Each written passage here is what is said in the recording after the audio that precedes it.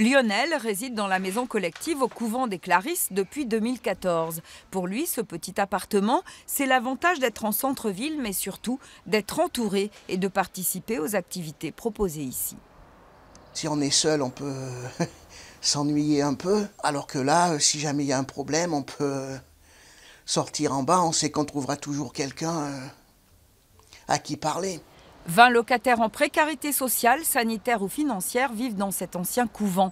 Être logés ici leur laisse le temps de réfléchir à un nouveau projet de vie. Nous accueillons principalement des personnes qui sont isolées sur la structure, des personnes qui ont besoin d'un lieu où se reconstruire. Moi, je dis souvent que les personnes, elles viennent ici pour poser les valises et puis après repartir vers d'autres horizons. En plus de la maison des Clarisses, Habitat et Humanisme gère un petit immeuble de 6 logements du T1 au T3, proche du centre-ville.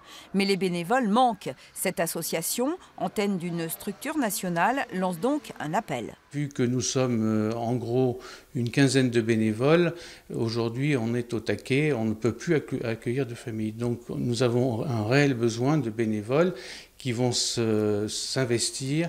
Être accompagnant, c'est s'engager à suivre 1 à 3 pensionnaires, tout en étant soutenu par un collectif. Les accompagnants ne sont pas du tout laissés tout seuls. Les accompagnants, ils sont eux-mêmes accompagnés par l'association. Et quand il y a une difficulté, ils peuvent toujours téléphoner. Il y a des réunions qui réunissent les accompagnants pour que chacun puisse partager son expérience.